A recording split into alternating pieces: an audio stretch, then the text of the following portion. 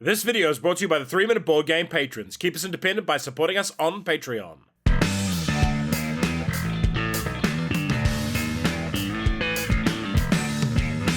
Kia ora koutou, and welcome to Legendary Matrix in about 3 minutes. Review copy used. It has a solo mode. It's a game for 1 to 5 players, playing time is medium, and it's a pretty complex game. What is the Matrix? Well, this game will let you find out. Log into the simulation, run from agents, and discover who amongst you is the one. The game is structured in 3 acts, and you win if you complete all the act goals in order. You lose if all your heroes take too much damage or the timer track runs down to 0. Deck building.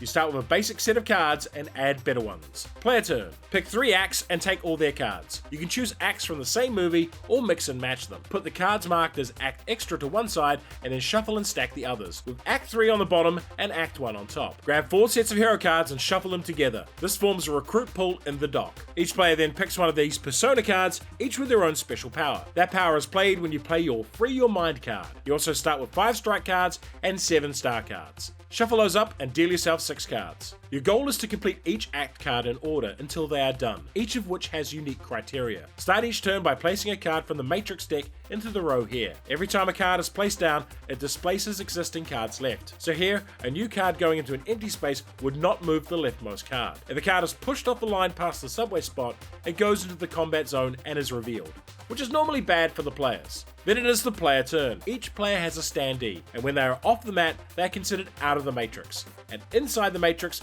when they are here. Each player gets 1 free move in or out of the Matrix each turn. Inside the Matrix, you can scan cards in the row, using a number of strikes shown below the card space. Here that is 2. Flip over the card in that spot and resolve it. If it is an enemy, you can also defeat it while in the Matrix by spending strikes as shown in its bottom right. You may only freely leave the Matrix if the phones in the subway or alley are uncovered. If they are not, you can leave via the combat zone by spending 3 stars, unless the combat zone is full. Outside the Matrix, you may spend stars to recruit cards from the dock or hovercraft into your discard pile. Note that cards come in 5 different colored classes, each with a special icon. If you ever play 2 or more cards of the same class icon, you can trigger special effects, such as this left card gaining 2 more stars. Coordinate on the right card can be used to help other players in their turn.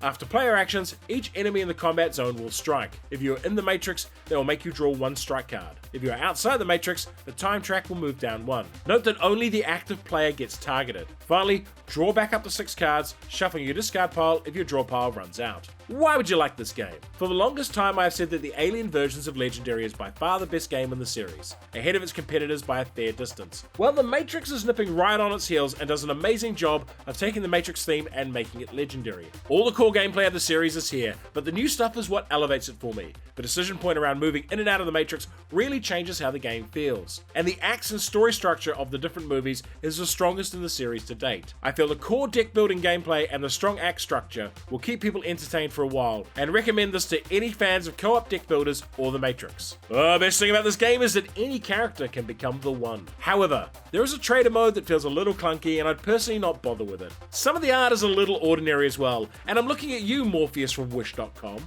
and there is absolutely nothing in the game to do with the Matrix Resurrections. It's just the first 3 films. And well, once you get past the top characters, the drop-off is pretty noticeable. As mentioned, this game compares favorably to Legendary Alien. And for a different take on co-op deck builders, try Aeon's End, Legendary Matrix. Now you know Kung Fu. And if you enjoyed this video, hit the notification button, like, share, and subscribe to the channel.